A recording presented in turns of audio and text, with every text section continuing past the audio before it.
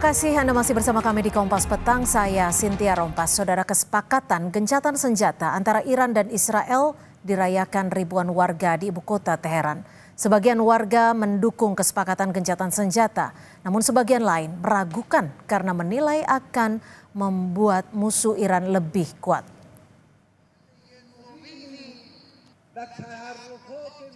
Warga Teheran memenuhi alun-alun revolusi di pusat kota Teheran sambil mengibarkan bendera Iran dan Palestina.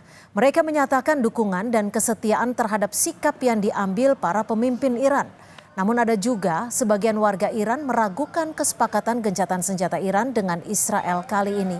Mereka menilai kesepakatan senjata kali ini justru akan membuat musuh-musuh Iran menjadi lebih kuat.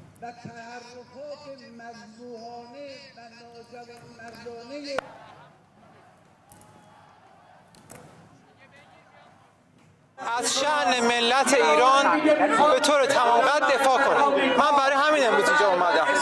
دلیل نداشت امروز بیام. فقط اومدم بگم که اون چه که فرماندهی کل قوا میفرمایند ما میگیم اطاعت. هر چی که هست ما حمایت میکنیم.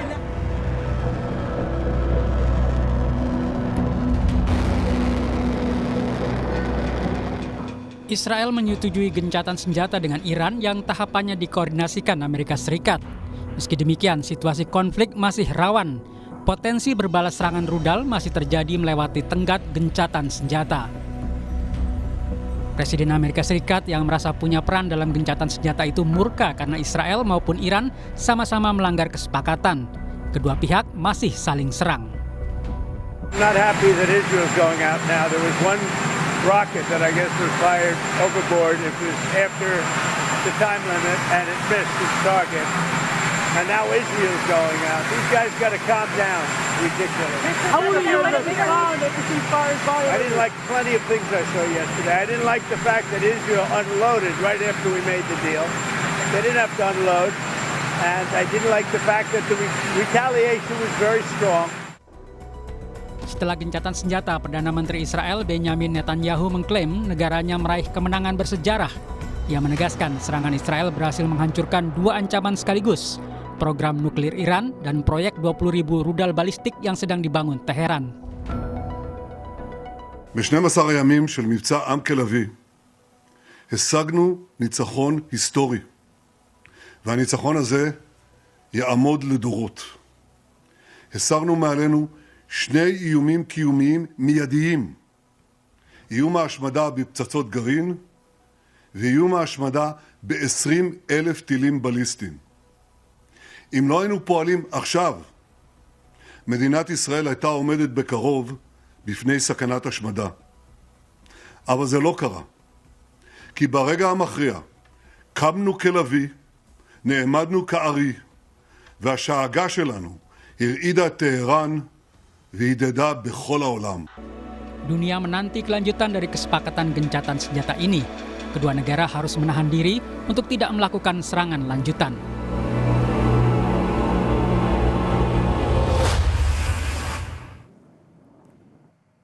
Saudara, Iran dan Israel sepakat gencatan senjata. Namun apakah kesepakatan ini bisa berlangsung lama?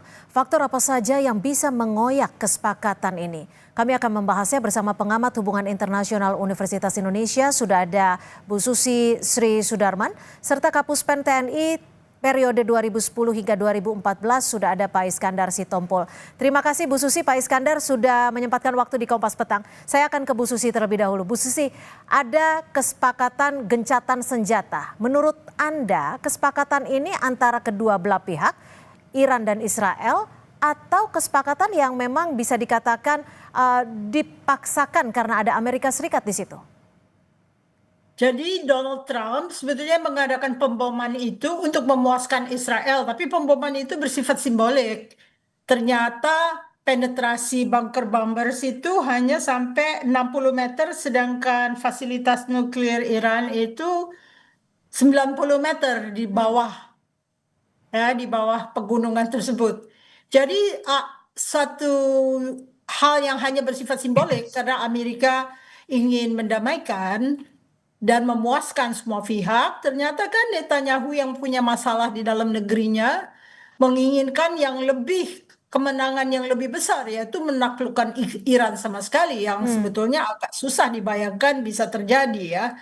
Karena kalau Iran porak-poranda dan akhirnya muncul wall rock juga akan mengganggu seluruh Timur Tengah. Jadi di sini ada masalah utama, Iran bersifat defensif, tapi Israel bersifat ofensif. Oke. Jadi kalau dua-duanya tidak sepakat, kalau ofensif dari Israel dijawab oleh ofensif dari Iran, tentunya tidak akan terjadi gencatan senjata karena memang tidak bisa memenuhi keinginan-keinginan yang bersifat sangat sentral dalam artian memikirkan diri sendiri. Israel hanya memikirkan diri sendiri dan menggunakan AS untuk melakukan pemboman, tapi sebetulnya dia masih menginginkan penghancuran Iran. Jadi di sini ya nggak bisa ketemu kayaknya.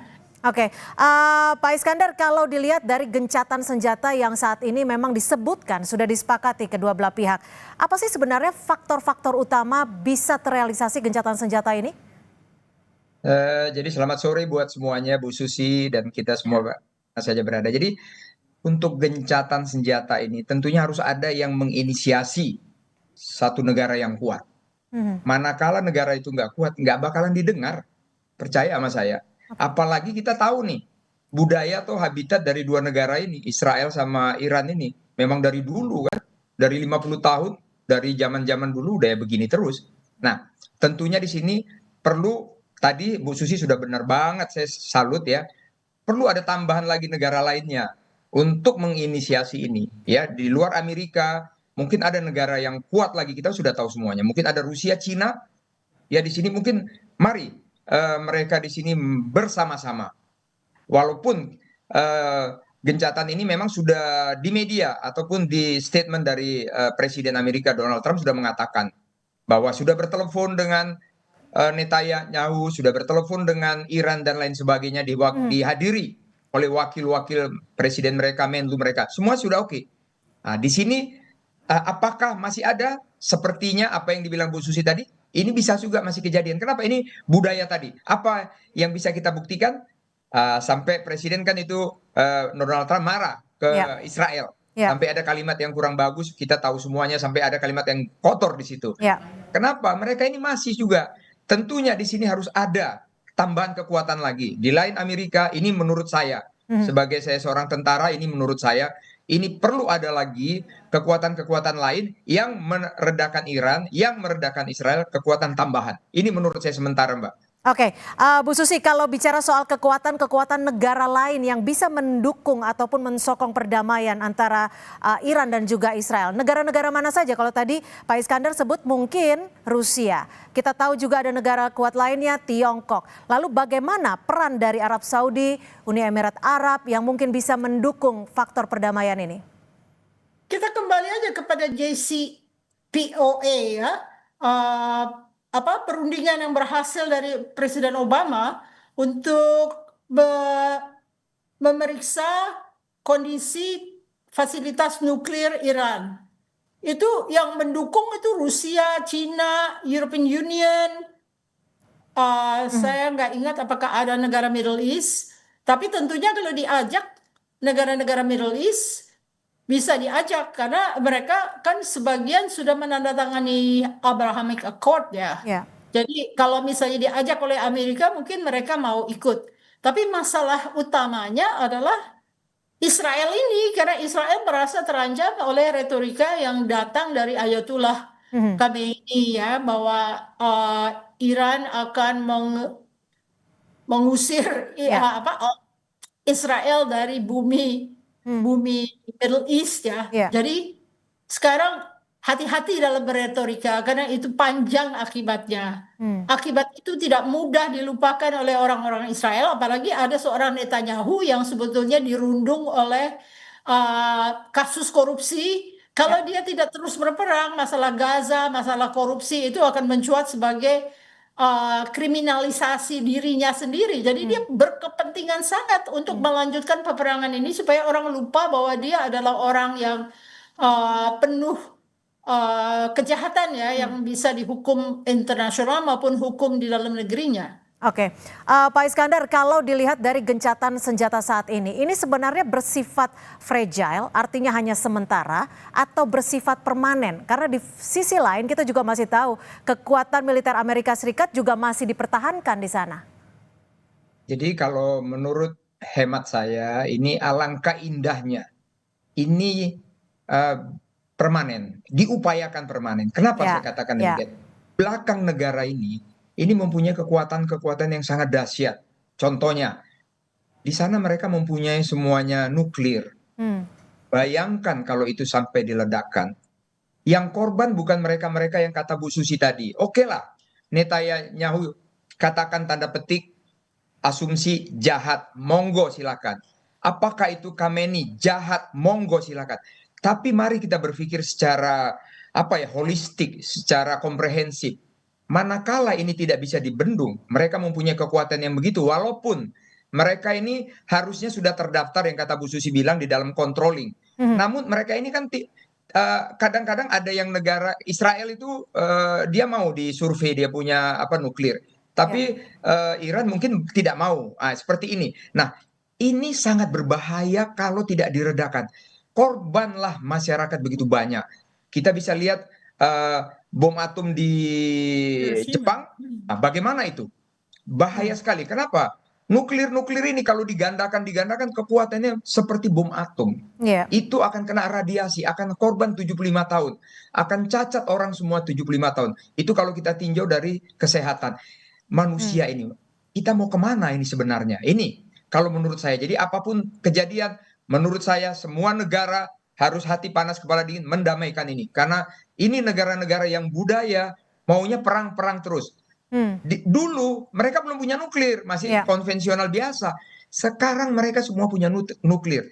Iran 50 tahun dia sudah merancang, dia menjalin, dia meneliti dan pengembangan tentang nuklirnya. Berarti sudah hebat. Ya. Di belakang-belakang ini juga bahaya sekali. Ini menurut saya, apapun kejadiannya, seluruh dunia harus merespon ini menuju tadi yang kata presenter tadi, harus bisa damai seterusnya. Kalau enggak ini Ya, sangat bahaya. jadi tidak hanya bersifat sementara atau fragile, tapi bersifat permanen atau selamanya. Bu Susi, sebenarnya posisi Amerika Serikat dalam gencatan senjata ini seperti apa sih? Kita tahu bahwa ada coercive diplomasinya Presiden Trump. Tapi kita tahu juga bahwa Iran mengklaim bahwa Iran lah yang menang. Di sisi lain, Israel juga mengklaim bahwa Israel lah yang menang. Ini istilahnya dalam ilmu sosiologi adalah management of impressions atau mengelola kesan. Mengelola kesan itu bisa menggunakan teknologi informasi. Sebesar-besarnya dia melakukan komunikasi, itu akan menggambarkan satu pihak itu menang atau satu pihak itu sebetulnya kalah. Ya. Jadi di sini mungkin kalangan yang punya intelligence di Amerika melihat bahwa sebetulnya bunker buster bomb itu tidak sampai ke wilayah yang harusnya dibom habis. Jadi mereka masih penasaran gitu ya. Di samping juga punya pemimpin yang punya kriminalisasi. Jadi double lah. Saya pikir orang Zionis nggak begitu saja melepaskan Amerika. Dia akan meneliti di dalamnya, mungkin di dalam CIA, di dalam Pentagon itu ada orang Zionis, karena mereka kan sudah jadi warga negara Amerika, jadi mereka bekerja seperti warga negara, tapi sebetulnya dia membagi intelligence itu kepada Israel. Nah, di sini yang terbongkar, malah New York Times yang menggambarkan bahwa sebetulnya bunker buster bomb itu tidak berhasil. Kurang berhasil, bukan tidak berhasil. Dia berhasil membolongi cuma sampai 60 meter.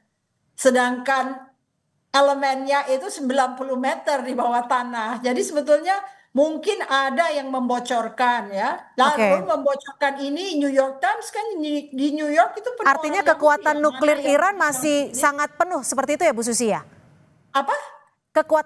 Kekuatan nuklirnya Iran artinya masih sangat penuh? Kan dipindahin enriched uraniumnya beberapa hari sebelumnya. Oke. Jadi ini semacam ya, kalau saya teoritikus ya, saya teoritikus yang mengatakan ini dramaturgi yang sebenarnya dilakukan Trump karena dia ingin memenangkan hadiah Nobel.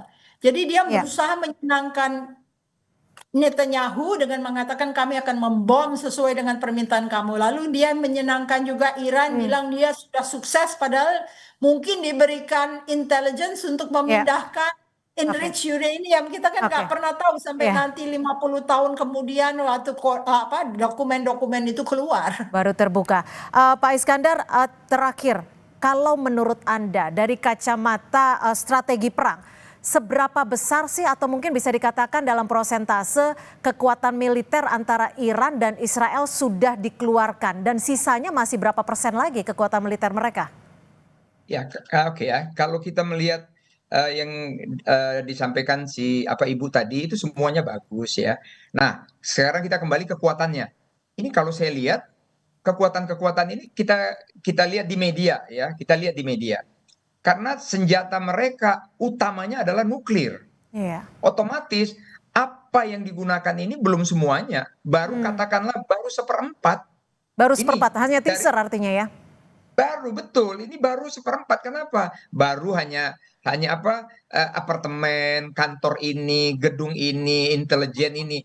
Tapi kalau sudah menggunakan kekuatan penuh, baru digunakan nuklir, nah itu baru penuh kita bilang. Tapi kalau ini sudah kejadian, ini sangat bahaya. Ya. Nah, jadi kalau ditanya berapa persen, ini kalau menurut saya baca di media, saya baca di perkembangan, saya baca kekuatan mereka mempunyai kekuatan nuklir, misalnya Israel. Kalau saya baca dari katalog-katalog itu, ada hampir 90, kalau nggak salah nanti saya dikoreksi Bu Susi, misalnya Amerika ada berapa ratus, 230 atau berapa, ini satu pun belum ada, baru yang ICBM, Intercontinental Ballistic Missile, baru yang kecil-kecil Mbak. Jadi kalau saya bilang ini baru permulaan, jadi baru ya pemanasan lah kalau menurut saya. Kalau sudah itu selesai dunia kita ini, Mbak. Artinya semua pihak, setiap negara harus sama-sama mendukung perdamaian antara Israel dan Iran secara menyeluruh agar gencatan senjata ini tidak bersifat sementara lagi. Terima kasih Pak Iskandar Sitompul, Kapuspen TNI periode 2010-2014 dan juga Bu Susi Sri Sudarman, pengamat hubungan internasional Universitas Indonesia, sudah berbagi perspektif di Kompas Petang. Selamat sore. Selamat sore.